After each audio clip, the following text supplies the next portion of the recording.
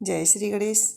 श्रावण पुरुषोत्तम मास संकष्टी गणेश चतुर्थी व्रत की कथा। चंद्रसेन राजा की कहानी। स्कंद कुमार जी कहते हैं, समस्त ऋषियों, आप लोग पुराण में वर्णित मंगलदायिनी कथा को सुनिए, जिसमें श्री गणेश जी के व्रत के महात्म का वर्णन किया गया है। हे द्वजो, जिस समय पांडुपुत्रों को वनवास हुआ, वे सब धर्मपरायण और कृष्ण की उपासना करते थे। एक समय की बात है कि अपनी इच्छा से भ्रमण करते हुए व्यास जी उन लोगों की कुटिया पर आए। व्यास मुनि को देख करके सभी करबद्ध हाथ जोड़ करके उनके सन्मुख खड़े हो गए और कहने लगे, आपके दर्शन कर हम लोग धन्य हुए, साथ ही हमारी कुटिया भी पवित्र हुई। आपके पदार्पण से हमारा जीवन धन्य हुआ। आज हम लोग का सब कुछ सफल हुआ, क्योंकि आपका दर्शन ही सब कष्टों का निवारण करता है। आपने हमारी कुटिया में पदार्पण किया है, अतः हम लोग आपका स्वागत करते हैं। हम लोग राज्य भ्रष्ट होकर भी आज अपने आप को धन्य मान रहे हैं। ऐसा कहकर पांचों पांडव भीम, युधिष्ठिर, अर्जुन, नकुल, सहदेव और उन्हें प्रणाम कर उनके सामने खड़े हो गए। पाद अर्घ आचमन कराया और आसन प्रदान कर द्रौपदी ने हाथ जोड़ करके उनसे कहना प्रारंभ किया कि हे मुनीश्वर, मैं राजरानी होकर भी दुर्योधन की भरी सभा में केस पकड़ करके अपमानित हुई हूँ और वनवासिनी बन गई हूँ। अब मैं क्या करूँ? उपाय करो, जिससे हमारे सभी कलेशों का शमन हो तथा हमारे शत्रुओं की पराजय हो। इस प्रकार युधिष्ठिर द्रौपदी के संकटनाशक उपाय पूछने पर सर्वज्ञ व्यास जी ने कृपापूर्वक उन्हें उपाय बतलाया। हे महाराज, इस समय संपूर्ण विश्व में आपके जैसा दूसरा धर्मात्मा नहीं है। मैं आपसे ऐसा व्रत वर्णन करूँगा जिससे आपके समस्त दुखों और कष्टों का निवारण होगा। वह व्रत शुभदायक, फलदायक, दिव्य और पृथ्वी पर अभी सभी मनोरथों को पूर्ण करने वाला है। इस व्रत के करने से विद्यार्थियों को विद्या, धनार्थियों को धन का लाभ होता है। इस संबंध में एक प्राचीन उपाख्यान का वर्णन करता हूँ। हे युधिष्ठिर, आप ध्यानपूर्वक सुनिए। प्राचीन काल में सतयुग में चंद्रसेन नामक एक राजा हुए। वे अपनी रानी के साथ दीक्षा लेकर परिवार के सहित रहते थे। वे अपने स्वजनों, उनके पुत्र और कुटुंबियों के साथ आनंदपूर्वक निवास करते थे। सौभाग्य से उनकी रानी बहुत ही गुणवंती तथा पतिव्रता थी। हे राजन युधिष्ठिर, उनका नाम रत्नावली था। वह पतिव्रता का पालन करने वाली थी। स्कंद कुमार कहते हैं कि हे मुनीश्वरों, राजा और रानी में परस्पर बहुत प्रेम था। एक समय देवयोग से शत्रुओं ने उनके राज्य को छीन लिया और शत्रुओं ने राजा के कोष पर अधिकार करके साथ ही सेना पर भी आधिपत्य जमा लिया। राजा का साथ अपने भाई बंधुओं से छूट गया। राजा राजभ्रष्ट होकर के अपनी रानी रत्नावली के साथ वन में चले गए। एक ही वस्त्र में लिपटे थे दंपत्ति भूख प्यास से विकल हो गए। हे युधिष्ठिर, रानी रत्नावली के साथ राजा अकेले वन में भटकने लगे। क्षुधा पिपासा से पीड़ित होकर वन में चलते चलते उन दोनों को सूर्यास्त हो गया। उस भयंकर वन में शेर, बाघ, चकवा, बगुला, कोयल, सारस रहते थे। रानी के पैरों में कांटा चुभ जाने से राजा को महान कष्ट का अनुभव हुआ। वन में घूमते हुए राजा ने प्रातःकाल महेश्वरी मार्कंडेय को दूर से ही देखा।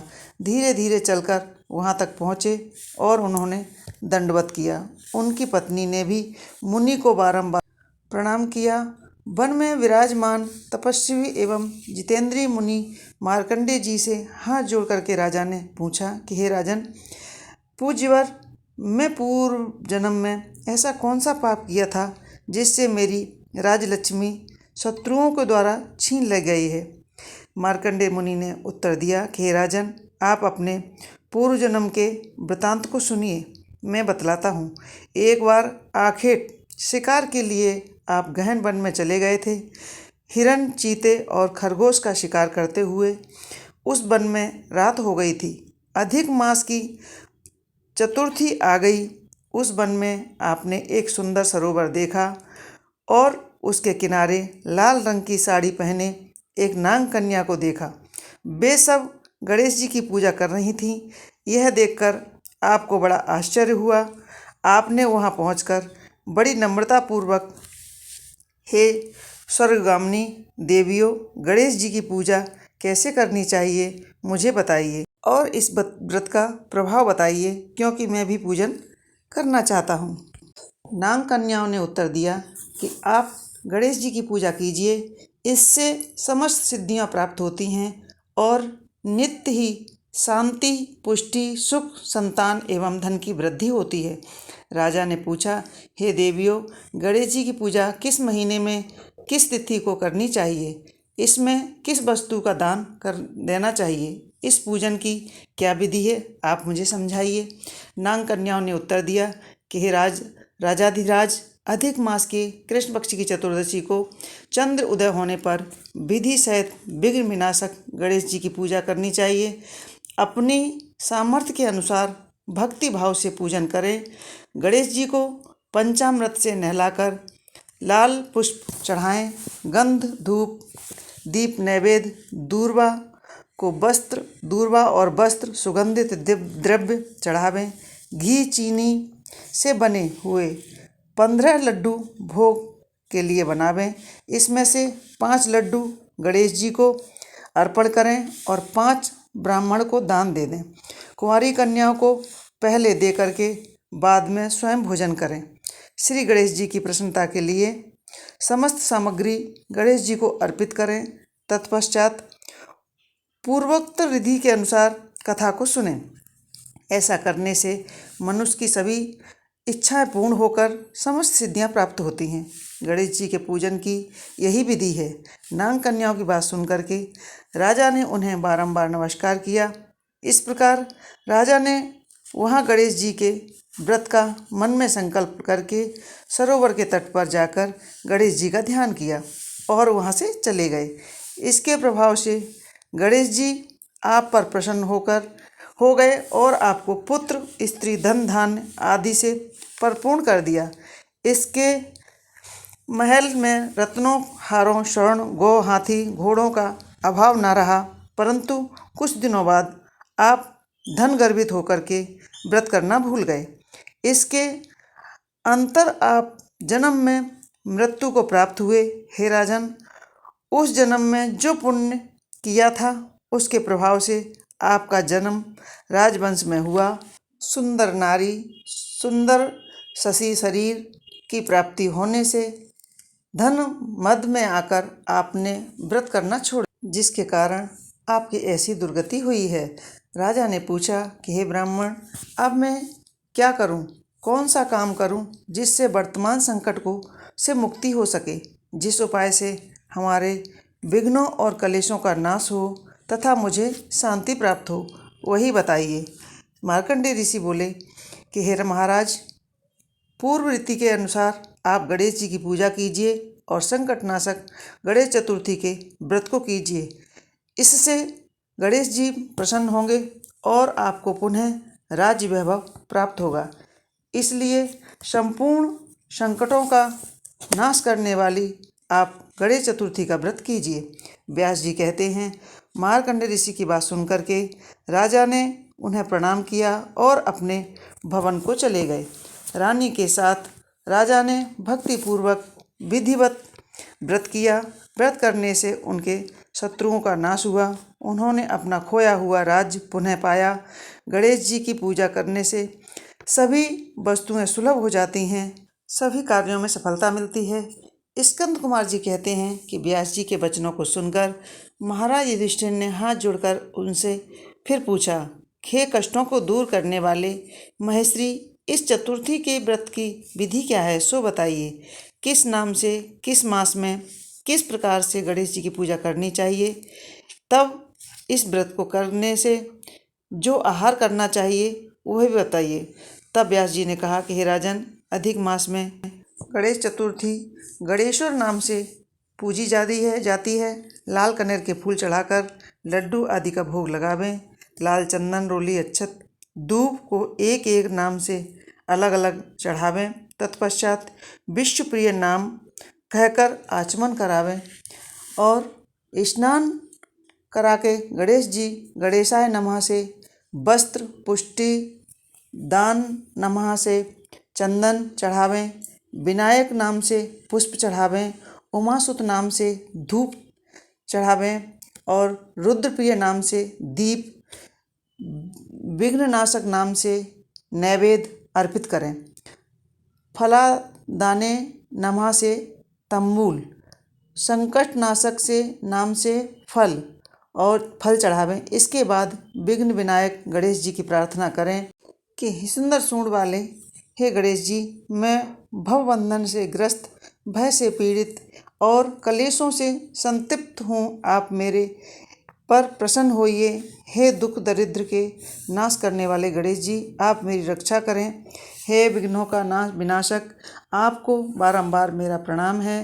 शंख में सफ़ेद फूल, चंदन, जल, अक्षत और दक्षिणा लेकर पुष्पांजलि देकर चंद्रमा को अर्घ देवें। हे क्षीरसागर संभूत, हे दुजराज, हे षोडोपचार कलाओं के अधिपति, हे रोहिणी सहित चंद्रमा, आप मेरे अर्घ को स्वीकार करें। मैं आपको प्रणाम करता हूँ। तदंतर ब्राह्मण को भोजन करावें और दक्षिणा दें। देवता और ब्राह्मणों से बचे अन्न द्वारा स्वयं आहार ग्रहण करें। रात्रि में भूमि पर शयन करें। लालच विहीन होकर क्रोध से दूर रहें। हर महीने गणेश जी की प्रसन्नता के निमित्त व्रत करें। इसके प्रभाव से विद्यार्थियों को विद्या, धनार्थियों को धन प्राप्ति एवं कुंवारी कन्याओं को सुशील वर की प्राप्ति होती है। वह सौभाग्यवती रहकर दीर्घ काल तक पति का सुख भोगती रहती हैं। विधवा द्वारा व्रत करने पर अगले जन्म में सद्भा हो जाती है और ऐश्वर्यशाली बनकर पुत्र पोत्रों का सुख भोगती है। अंत में मोक्ष पाती है। पुत्रेच्छु को पुत्र लाभ होता है। रोगी का रोग निरोग हो जाता है और भयभीत व्यक्ति का भय रहित हो जाता है एवं बंधन में पड़ा हुआ मुक्त हो जाता है। व्यास जी कहते हैं, राजन, इस प्रकार आप भी व्रत कीजिए। इस संकटनाशक गणेश चतुर्थी का व्रत करने से गणेश जी की कृपा से अपने राज्य को पुनः प्राप्त कर लोगे। जो मनुष्य भक्ति भाव से इस मंगलदायी पौराणिक कथा को सुनते हैं या पढ़ते हैं, उन्हें परम सिद्धि, सुख, लोकोत्तर वैभव की प्राप्ति होती है। हे महाधिराज, आपके प्रश्न के अनुसार मैंने संपूर्ण मनोरथ को पूर्ण करने वाली संकटनाशक गणेश चतुर्थी व्रत की वृतांत बतलाया है। महर्षि व्यास जी के वचनों को सुनकर संकटनाशक गणेश चतुर्थी का व्रत विवरण सुनकर राजा युधिष्ठिर ने इस व्रत को किया और उसके प्रभाव से उन्हें संपूर्ण राज्य शत्रुओं पर रण में परास्त किया और परास्त करके भारत वर्ष का राज्य अपने अधीन कर लिया। तो आज मैंने आपको पुरुषोत्तम मास संकष्टी गणेश चतुर्थी व्रत की कथा सुनाई है। तो आपको हमारी कथाएं कैसी लगती हैं हमें कमेंट्स बॉक्स में ज़रूर लिखें और अगर हमारे चैनल पर नए हैं तो चैनल को सब्सक्राइब और अवश्य कर लें। बेल आइकन को दबा करके नोटिफिकेशन ऑन करें, इसलिए क्योंकि आने वाली कथाएं हम आपको इसी तरह सुनाते रहें और मैं आपको गणेश चतुर्थी की उद्यापन विधि भी सुनाऊंगी। जय श्री गणेश।